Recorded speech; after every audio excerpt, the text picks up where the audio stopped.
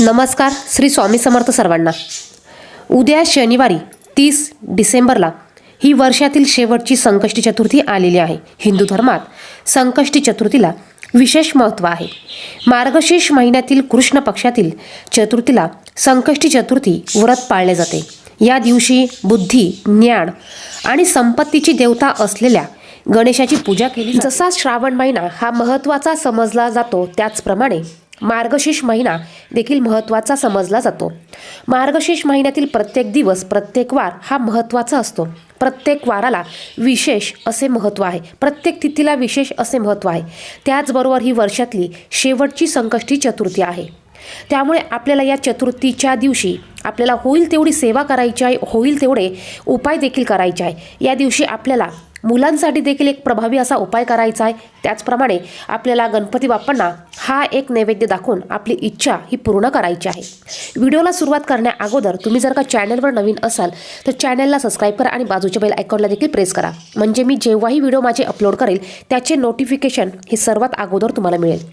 वर्षभर आपण गणपती बाप्पांची सेवा ही केली आहेच, परंतु ज्यांनी सेवा केलेली नसेल त्यांनी उद्याच्या दिवशी तरी, म्हणजेच वर्षाच्या शेवटच्या या संकष्टी चतुर्थीच्या दिवशी होईल तेवढी सेवा ही करायची आहे. बघा, हे वर्ष संपत आलेलं आहे. आपल्याकडनं काही गणपती बाप्पांची सेवा राहिली असेल तर ती आपण होईल तेवढी सेवा ही करायची आहे. आपण जर का गणपती बाप्पांची दररोज पूजा केली, सेवा केली तर बघा आपल्या मनातील सर्व इच्छा या पूर्ण होतात. तुम्ही उपवास करा अगर नका करू, सर्वांनी संकष्टी चतुर्थीला हा उपाय देखील करायचा आहे आणि आपल्याला गणपती बाप्पांची पूजा देखील करायची आहे. बघा, उपवास नाही केला तरी आपण ह्या सेवा करू शकतो. आपल्या घरात गणपती बाप्पा हे असतातच आणि गणपती बाप्पा हे विघ्नहर्ता आहे, दुःखहर्ता आहे. सर्वात प्रथम प्रत्येक पूजेच्या वेळेस आपण प्रथम गणपती बाप्पांना पूजत असतो. त्यामुळे आपल्याला उद्या संकष्टी चतुर्थी असल्यामुळे न चुकता गणपती बाप्पांची ही सेवा आणि हे उपाय करायचे आहे. सर्वात अगोदर तुम्ही तुमच्या देवघरातील गणपती बाप्पांची विधिवत पद्धतीने पूजा करायची आहे. त्यांना तुम्ही पाण्याने अभिषेक घालू शकतात, पंचामृताने अभिषेक घालू शकतात. अभिषेक घालत असताना गणपती अथर्व शीर्षाचं पठण करायचं आहे.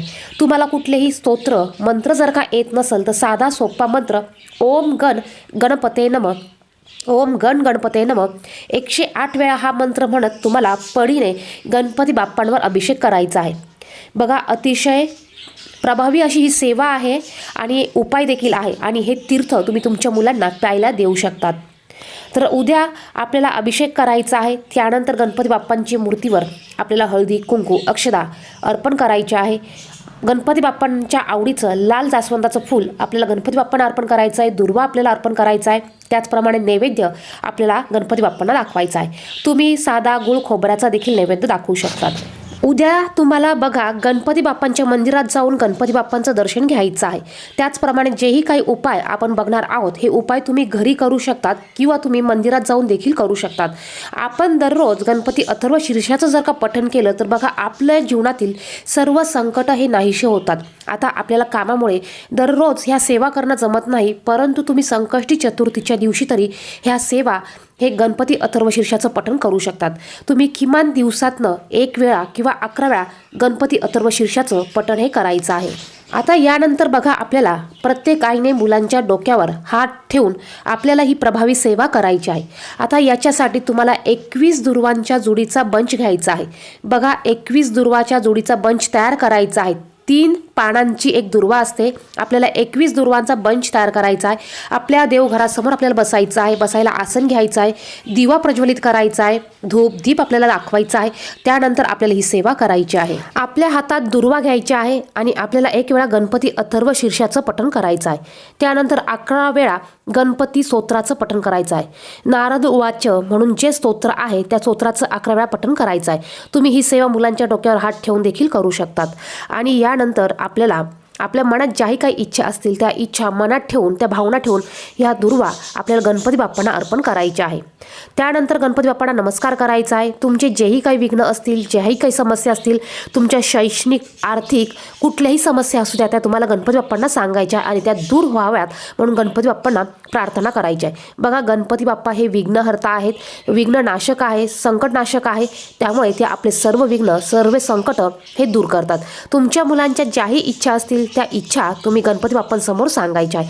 बघा, प्रत्येक चतुर्थीला तुम्ही हा उपाय करू शकता। त्याचप्रमाणे उद्याच्या शेवटच्या संकष्टी चतुर्थीला तुम्ही हा उपाय मुलांसाठी आवर्जून करायचा आहे।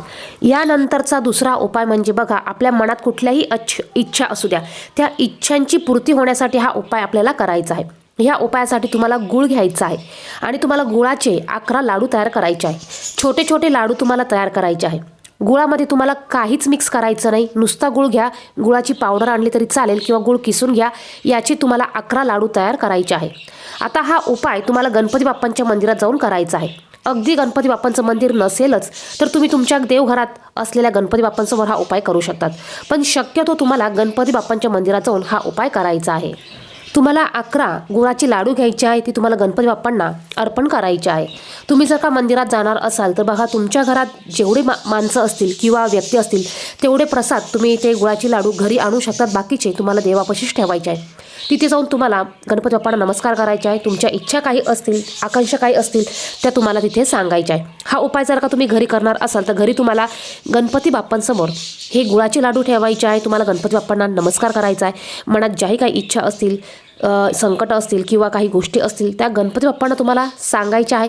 त्यानंतर तुम्ही संध्याकाळी किंवा दुसऱ्या दिवशी हा प्रसाद घरात खाऊ शकतात। असं म्हणतात की गुळाच्या लाडूचा नैवेद्य आपण जर का गणपती बाप्पांना अर्पण केला तर आपल्या मनातील सर्व या इच्छा पूर्ण होतात आणि होतातच। बघा, हा उपाय देखील आपल्याला उद्याच्या दिवशी करायचा आहे। यानंतर बघा, आपल्याला एक खोबऱ्याची वाटी घ्यायची आहे किंवा खोबऱ्याचा तुकडा घ्यायचा आहे। यावर आपल्याला कापूर घ्यायचा आहे आणि कापूर आपल्याला ह्या खोबऱ्याच्या वाटीमध्ये प्रज्वलित करायचा आहे। त्यानंतर आपल्याला ओम विघ्नहर्ताय नमः किंवा विघ्नहर्ताय नमः या मंत्राचा जप करायचा आहे। तुम्ही 108 वेळा या मंत्राचा जप करू शकतात। त्याचबरोबर तुम्ही 1 वेळा गणपती अथर्व शीर्षाचं पठण करू शकतात। मुलांच्या डोक्यावर हात ठेवून तुम्हाला हा मंत्र म्हणायचा आहे, विघ्नहर्ताय नमः हा मंत्र म्हणायचा आहे। तुम्हाला मुलांच्या डोक्यावर हात ठेवून 1 वेळा गणपती अथर्व शीर्षाचं पठण करायचं आहे किंवा तुम्ही गणपती स्तोत्राचं देखील पठण करू शकतात। बघा, आणि त्यानंतर तुम्हाला ज्याही काही इच्छा तुमच्या असतील त्या इच्छा तुम्हाला गणपती बाप्पांना सांगायच्या आहे की माझ्या या इच्छा पूर्ण कर, माझे हे विघ्न दूर कर, माझं हे संकट नाहीसं कर। उद्या वर्षातली शेवटची संकष्टी चतुर्थी आहे, त्यामुळे आपल्याला वर्षभरात ज्याही काही सेवा करता आल्या नाही, सेवा करता आल्या नसेल तर उद्या आपल्याला जास्तीत जास्त गणपती बाप्पांच्या ह्या सेवा करायच्या आहेत। यानंतर अत्यंत प्रभावी अजून एक सेवा म्हणजे बघा, आपल्याला 21 दुर्वा घ्यायच्या आहे। 21 दुर्वा घ्यायच्या आहे आणि आपल्याला गणपती बाप्पांसमोर बसून आपल्याला हा उपाय करायचा आहे। धूप दीप तुम्ही लावून घ्या, कपाळाला हळदी कुंकू लावून घ्या, बसायला आसन घ्या। त्यानंतर बघा, आपल्याला ह्या 21 दुर्वांपैकी एक दुर्वा घ्यायची आहे, ती आपल्याला हातात धरायची आहे आणि आपल्याला गणपती अथर्व शीर्षाचं 1 वेळा पठण करायचं आहे। त्यानंतर ही दुर्वा तुम्हाला गणपती बाप्पांच्या चरणाशी अर्पण करायची आहे। असं तुम्हाला 21 दुर्वा घेऊन 21 वेळा गणपती अथर्व शीर्षाचं पठण करायचं आहे आणि त्यानंतर तुम्हाला तुमच्या मनातील जीही काही इच्छा असेल, मुलांची जीही काही इच्छा, अडचण असेल, समस्या असेल ती तुम्हाला गणपती बाप्पांना सांगायची आहे। हा उपाय करताना देखील आपल्याला अगोदर गणपती बाप्पांची पंचोपचारेही पूजा करायची आहे। गणपती बाप्पांना धूप दीप नैवेद्य, गणपती बाप्पांच्या आवडीचं लाल जास्वंदाचं फूल आपल्याला अर्पण करायचं आहे।